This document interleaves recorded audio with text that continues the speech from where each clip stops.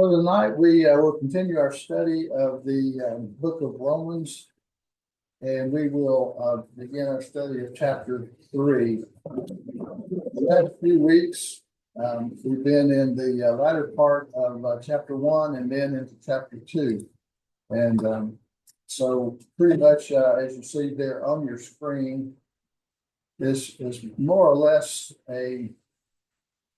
an outline or a summary of the second part of chapter 1, all of chapter 2, and then the first part of chapter 3. We dealt with in chapter 1 the wrath of God was to be revealed against those who are ungodly and unrighteous. And for the most part, we can pretty much say that chapter 1 there is dealing with the pagan world, the non-Jewish world, the Gentile world.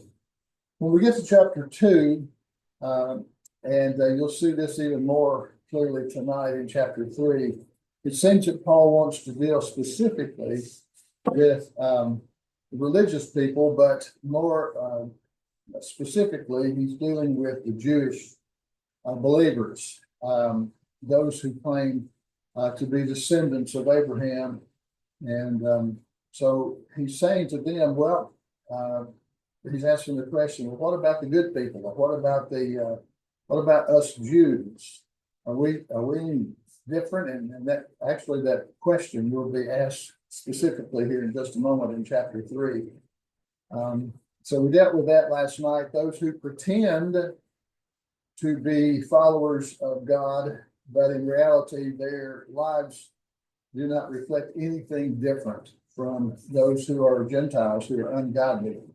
When it says there is, if you want to please God from practicing law, then you have to actually be a doer of the law, not just a hearer of the law. In other words, it's not good enough that you have received the law.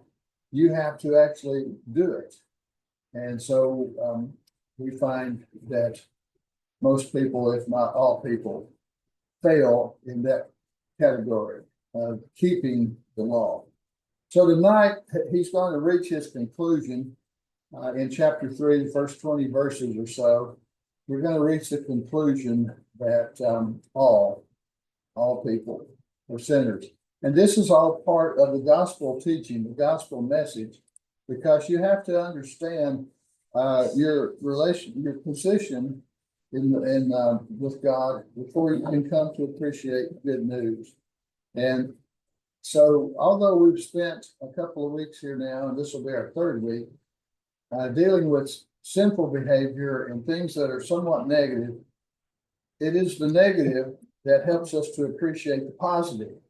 And so that's I think exactly what Paul is trying to do in these lessons that we're dealing with in chapters 1, 2, and 3. So let's go to chapter 3, and we'll just read a few verses here. Let's read through, we'll read through verse 9, chapter 3 of Romans. And what you're going to see, really, I may as well just put this on the screen. Let's just talk about it before we read. There's going to be 4 questions that Paul is going to ask in these first 9 verses. The first question is, well, does the Jew have an advantage? That is, do the Jews have an advantage over the Gentiles in their relationship with God? The second question is, does the Jews' unfaithfulness nullify God's faithfulness? And we'll see how all that works itself out in the context of the reading as we go through it. Then the third question that is asked is God unjust? And Paul gets a little flabbergasted there when he says, I'm speaking as a human being. It's almost like I'm talking. To even ask the question is absurd. But that is a question that he deals with. And then finally, he asks the question, are the Jews any better off than the Gentiles? Now, why are these 4 questions being asked? We don't know, but we have to read between the lines. And so what we would conclude is that these were actual questions that Paul was having to deal with the church in Rome when he wrote these things. we think, well, these questions, some of them might be a little unnecessary for us in the 21st century, where we live, and we're reading this, but you have to understand that Paul is writing to a specific group of people, a specific group of believers in Rome that he's probably met some of them in his travels in other cities, but he's never been to Rome at this point. And so he's dealing with people he probably hasn't met. And there may be some who are complaining, some who are asking certain questions. And Paul is going to answer those questions in this reading. So if we'll go to chapter 3, verse 1, we'll read on. Then what advantage has the Jew? Or what is the benefit of circumcision? Great in every respect. First of all, they were entrusted with the oracles of God. Well, what then? If some did not believe, their unbelief will not nullify the faithfulness of God, will it? May it never be. Rather, let God be found true, though every man be found a liar. As it is written, that thou mightest be justified in thy words and mightest prevail when thou art judged. But if our unrighteousness demonstrates the righteousness of God, what shall we say? That the God who inflicts wrath is not unrighteous, is he? I'm speaking in human terms. May it never be, for otherwise, how will God judge the world? But if through my lie the truth of God abounded to his glory, why am I also still being judged as a sinner? And why not say, as we are slanderously recorded, and some affirm that we say, let us do evil that good may come. Their condemnation is just. What then? Are we any better than they? Not at all. For we have already charged that both Jews and Greeks are all under sin. So the last statement there is the point. These other questions are specific questions that I'm assuming Paul is dealing with in some capacity or another. So the first one is, well, does the Jew have any advantage over the Gentiles or not? And Paul says, well, yes. First of all, they were given the teachings of God. They were entrusted with the very words, the oracles, the very teachings of God. They were given that. And that is their advantage. I find it interesting that he uses the word first. So the question is, does the Jew have an advantage? And he says, well, first of all, but then he never gets around to second and third. He just says first. It's almost like he had 2 or 3 things in mind, but he never got around to it. I just find that somewhat interesting is the way it's worded there. But what he's saying is they had the advantage. Yes, they had the advantage because they were given the very words of God himself, the very plans and purposes of God were given to them first. And maybe that's a better way to translate this, that they were the first ones to receive the oracles of God. They had the opportunity before any other nation, before any other, before any other group of people, the Jews had this advantage. However, as we know, they did not take advantage of it. And they did not take advantage of the teachings. And as a result, I keep losing my camera. So I don't know if you're seeing that right now or not. I don't think you are. But anyway, my camera's falling off the tripod up here. Sorry for that. Anyway, they were given the opportunity first before any other nation of the world was given. And they did not do it. So the second question comes along. Well, since the Jews were not faithful to their advantage, was God unfaithful himself? Did God's faithfulness, was it nullified because he chose the wrong group of people? He gave it to a group of people. They didn't keep it. Now, does that reflect on God's credibility? And of course, the second answer there is absolutely not. That God be found faithful, even if all others are found to be liars. God is God. He did his part. Man in the form of the Jewish nation did not do their part. So, as we read on, well then, verse 4, verse 5, if our unrighteousness, I think he's still talking about the Jews, if our unrighteousness or our failure to keep the law demonstrates God's righteousness, what shall we say? The God who inflicts wrath is not unrighteous. Is he, in other words, is he being unrighteous when I do wrong, it makes him look good? I don't really deserve to be treated with punishment, do I?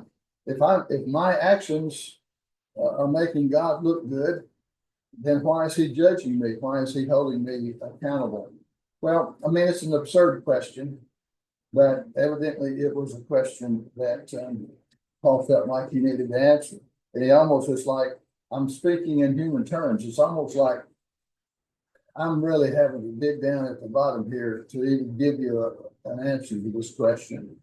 Because if we were speaking in spiritual terms, you wouldn't even ask such a question. Is God unjust? And the answer is absolutely not.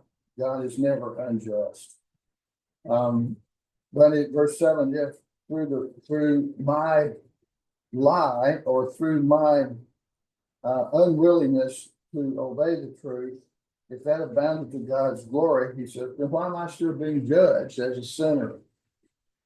Again, an absurd question. You're being judged as a sinner because you're a sinner, because you didn't keep his law. You were unfaithful. That's why you're being judged based upon your own actions, not because of God's actions. And then verse 9, are we any better than they? The Jews are asking the question, are we better than the Gentiles? Don't we have some advantage? And they thought they did. In the days that Jesus lived on the earth, and then for several years thereafter, the Jews thought they were a chosen people, which they were, and that made them better than the rest of the world. It really didn't make them better. It gave them an advantage, but it did not make them better.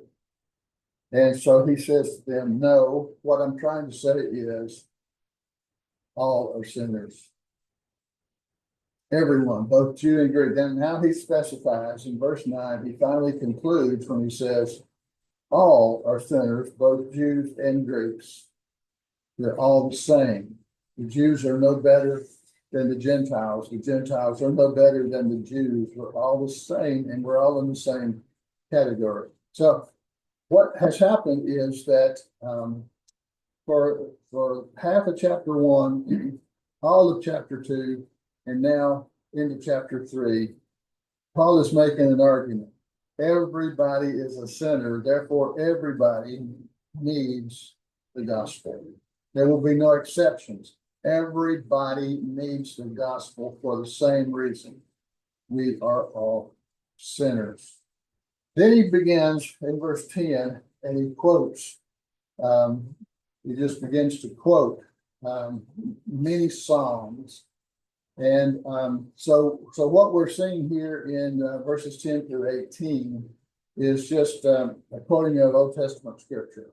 It's not, and it's proving his point. So he's using the scriptures, the Hebrew scriptures, to prove the points that he's just made for 3 chapters. And it reads like this: there's none righteous, not even one.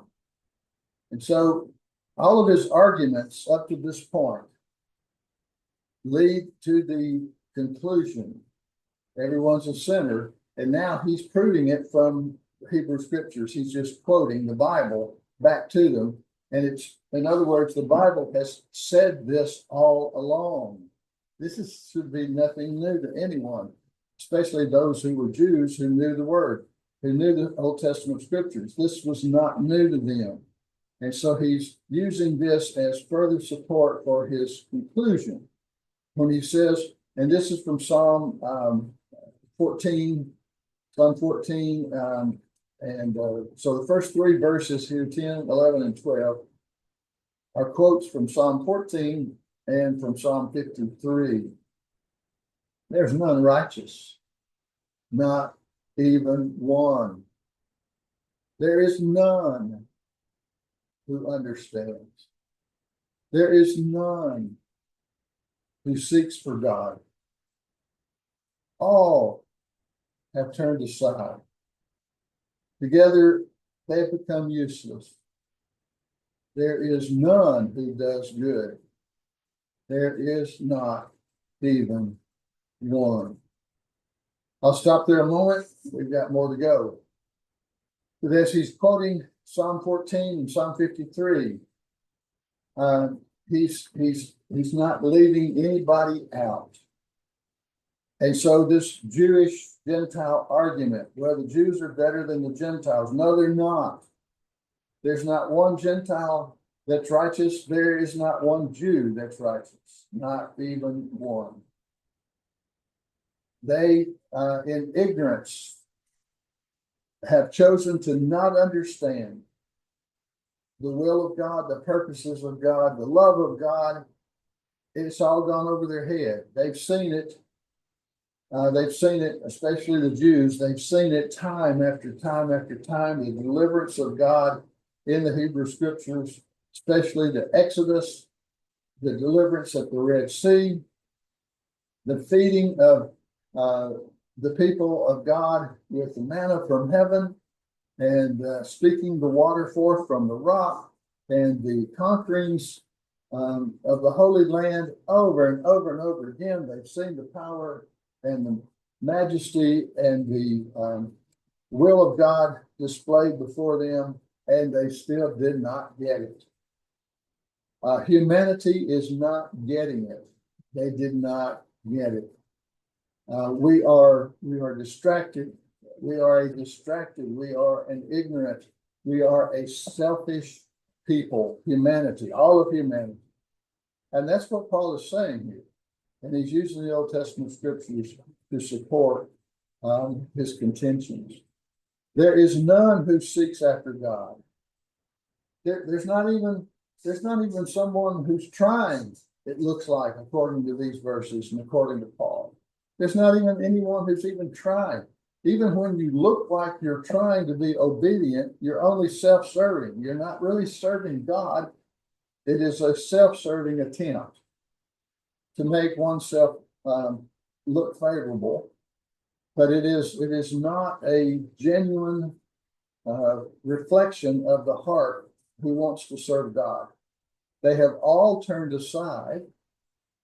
Together, they have become useless. There's none who does good. There is not even one. And we read this and we go, that's pretty strong language. But these are not Paul's words. These are the words of the psalmist that he's quoting. And again, especially for the Jewish readers of this letter, they would have understood where all of these words came from.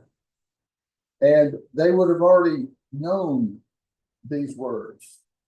And Paul is just turning them back to them and saying,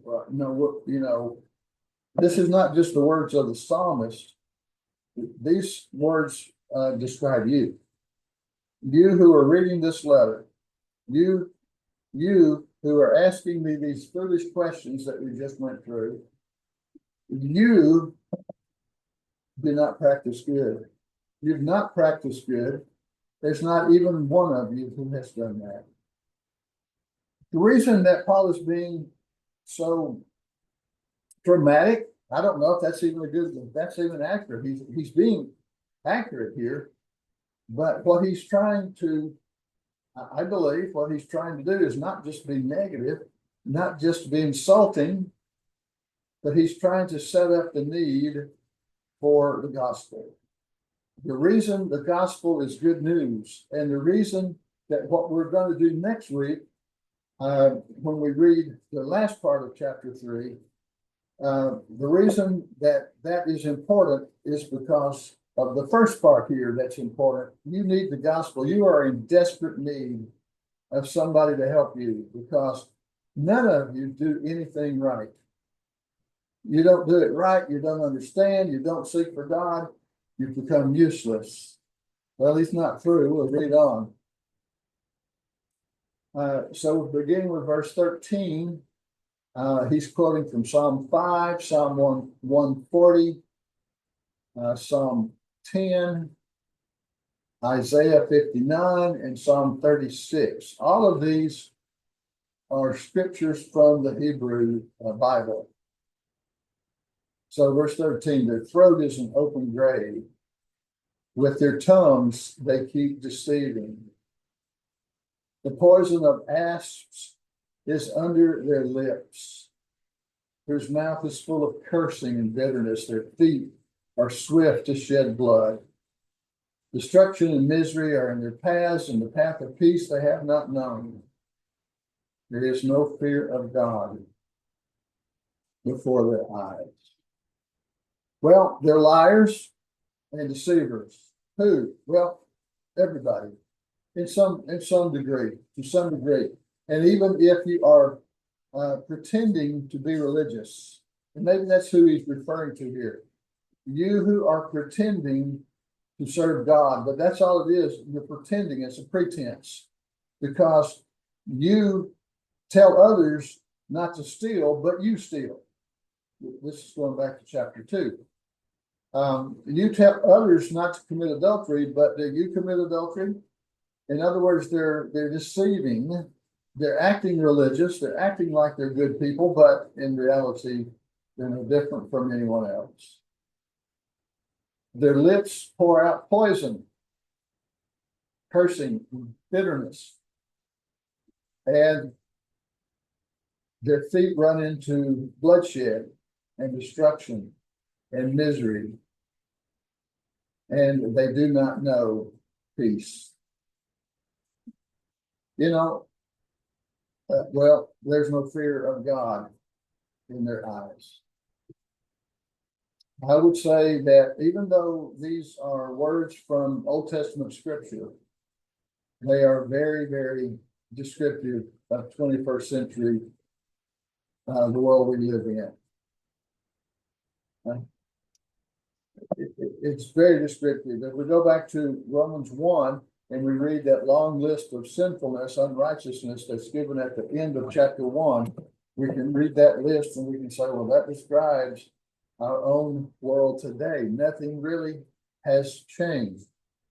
God is not really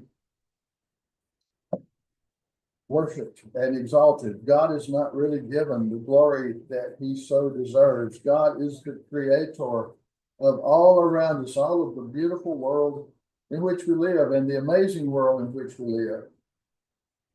Things that we have no control over, God built into the creation. The human body gets a cut or is sick and it can heal itself. It's amazing.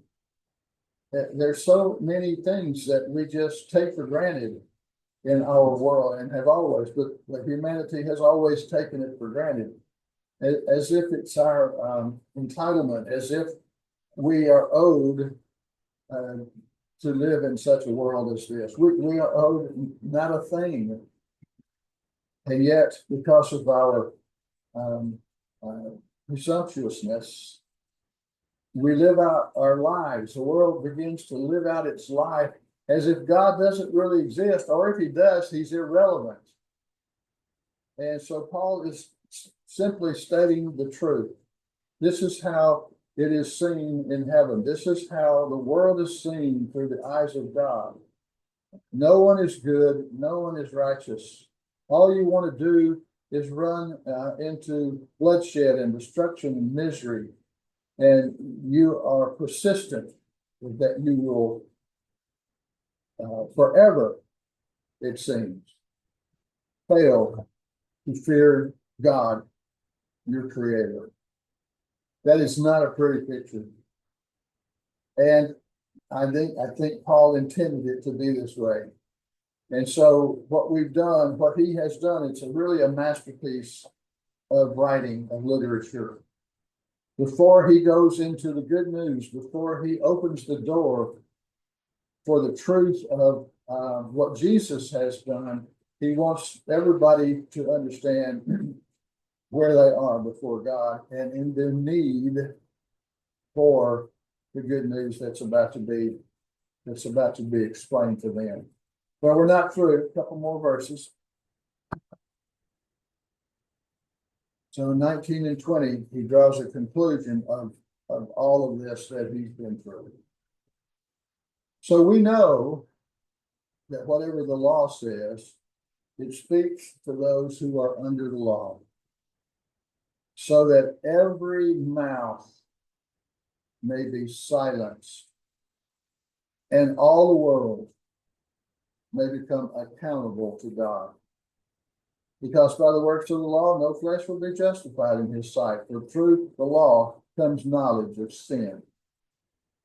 So back to the Jews, back to those who think that they can claim favor with God because they received the oracles of God, the law of God.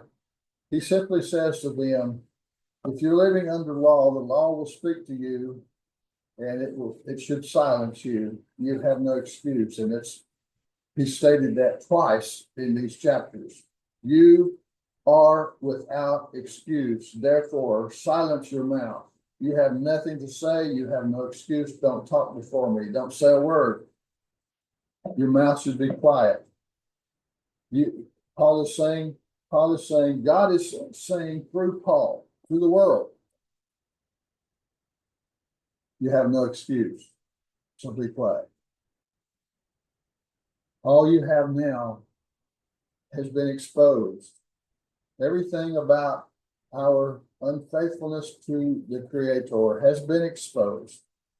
And all that's left for us is to be held accountable to God. And that is exactly where every human being is without Jesus Christ.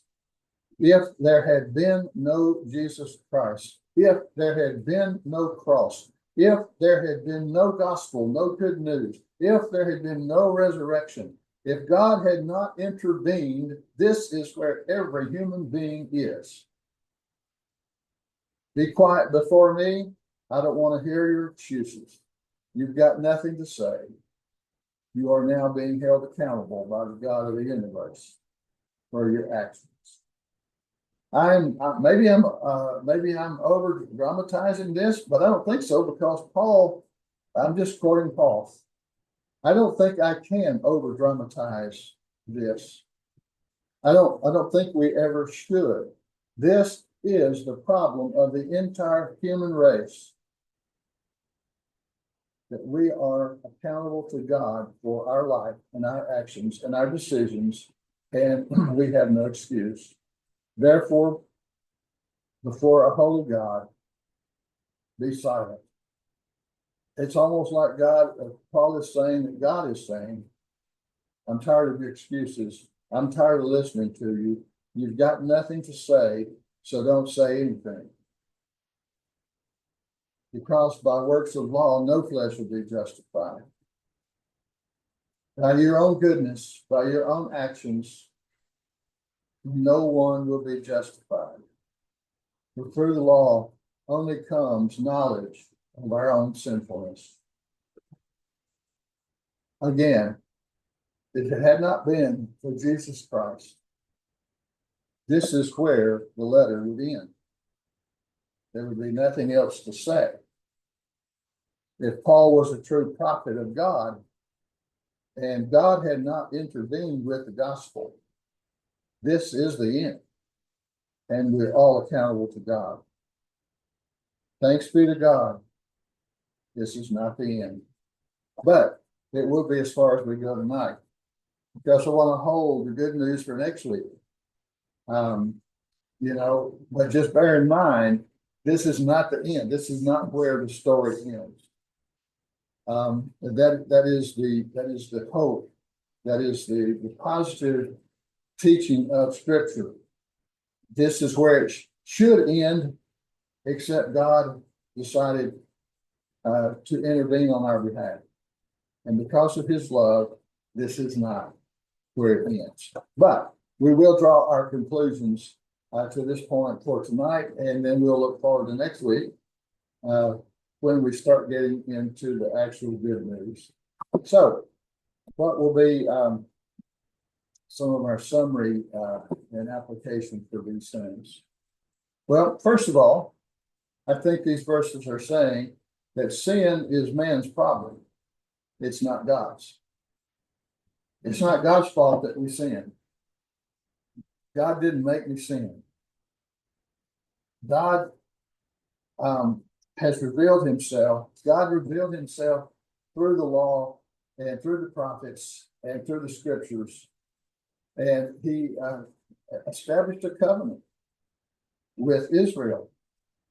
And that covenant with Israel was designed to eventually be a blessing to the whole world. And so God did what he could do.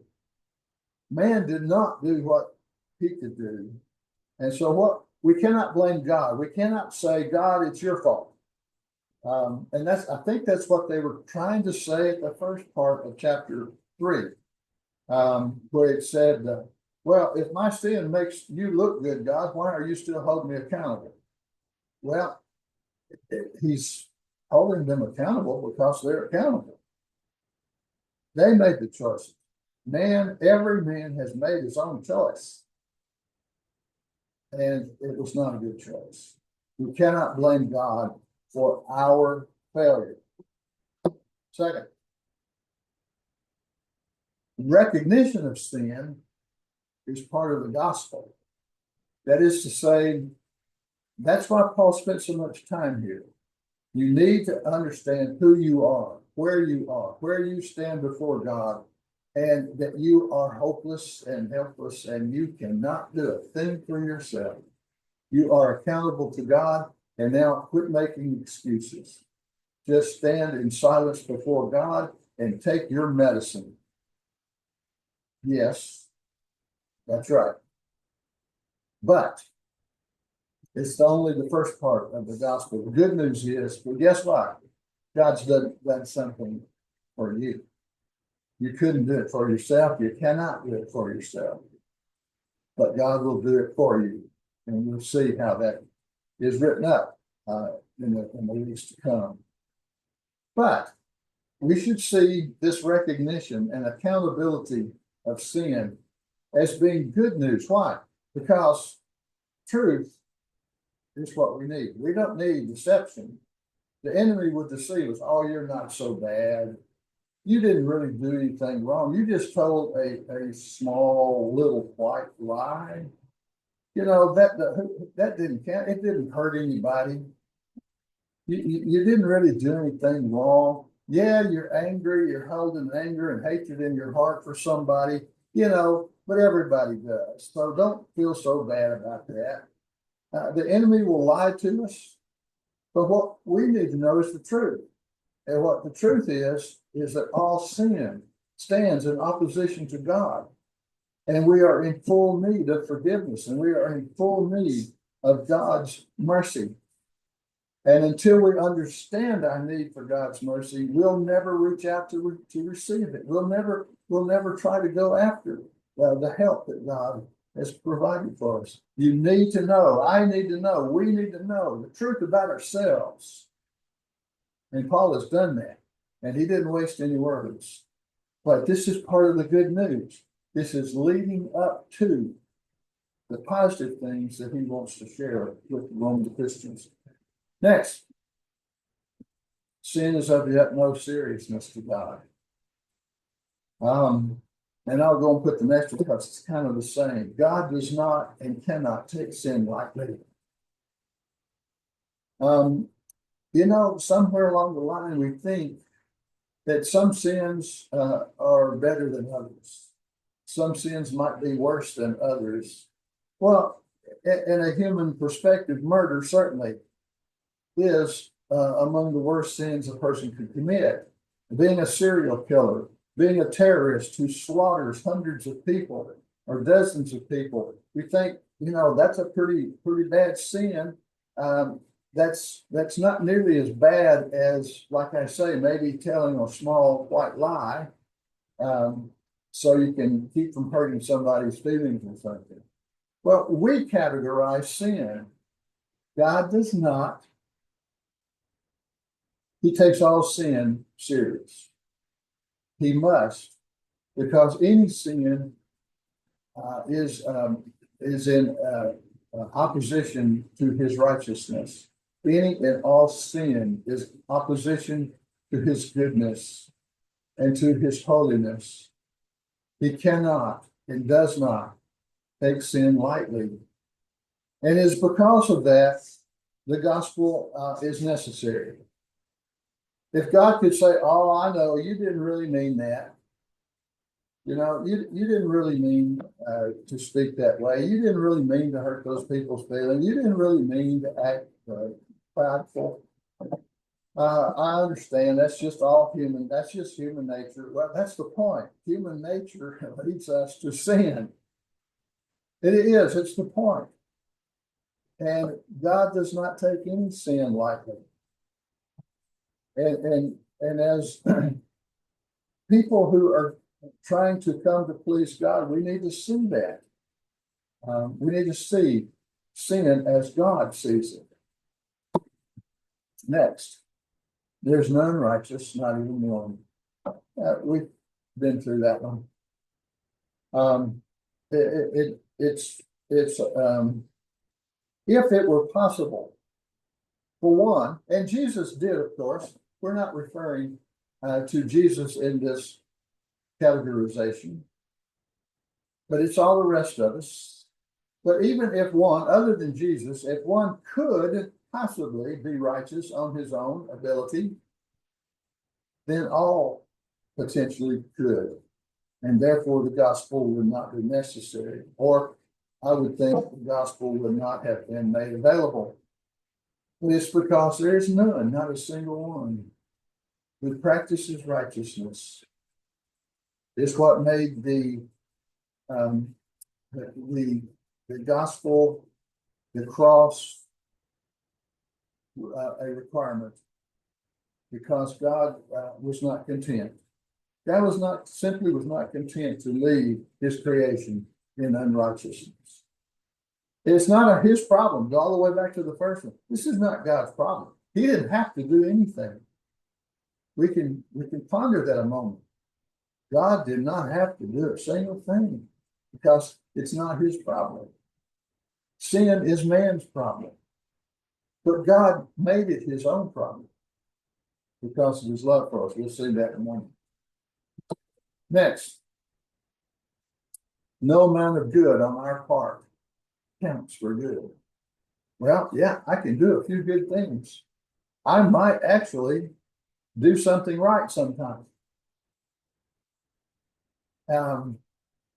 But I don't do something right all the time.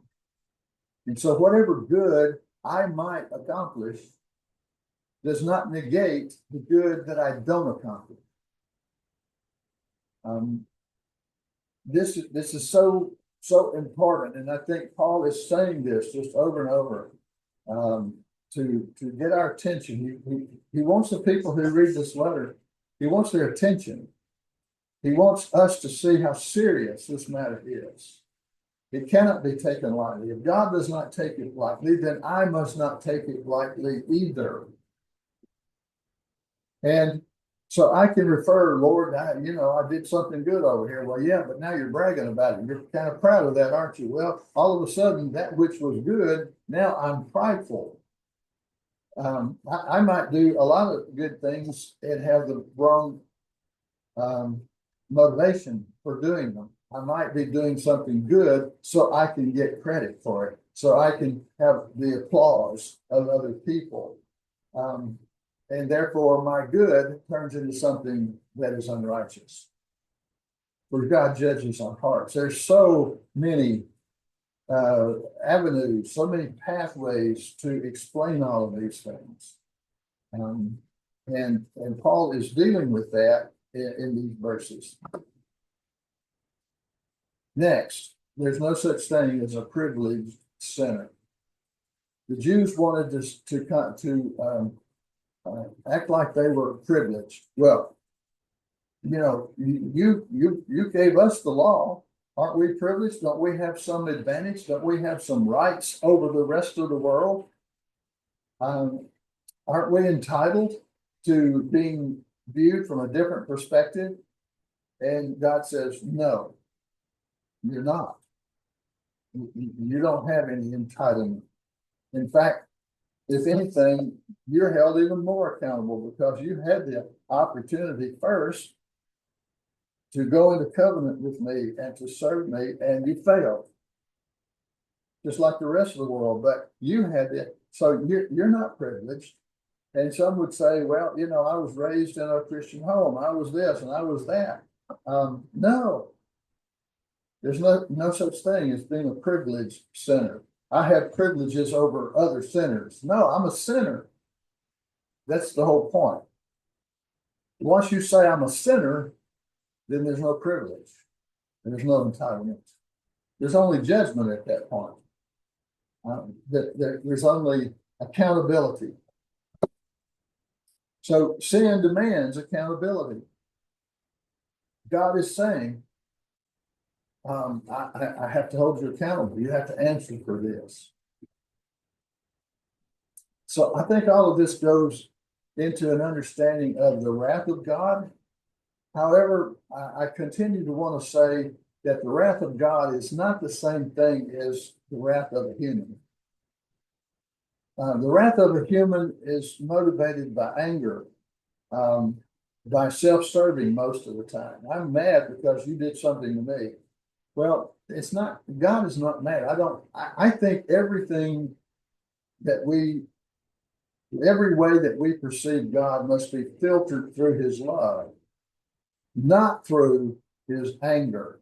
Everything about God must be filtered through his love. But accountability is required. If I fail, if I fall short, and that's what the word sin simply means, to miss the mark.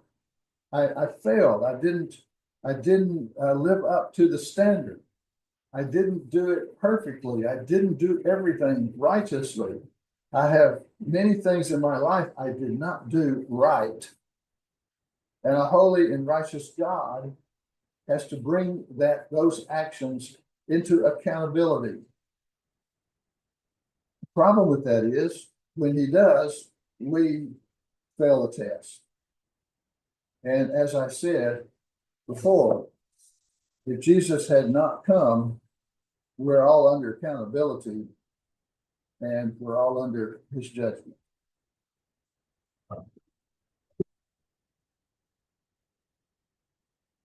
Then God, here's the deal. God, however, has voluntarily inserted himself into our sin problem because he loves us. I'll say that again. I'm going to read that and then go back to the very first one. The very first thing on the list here says that sin is man's problem, not God's. But guess what? God made it his problem. He didn't have to, but he did. God made my problem your problem. He made his problem. He voluntarily inserted himself into our problem because we had no other option. Because the line right above, we stand accountable.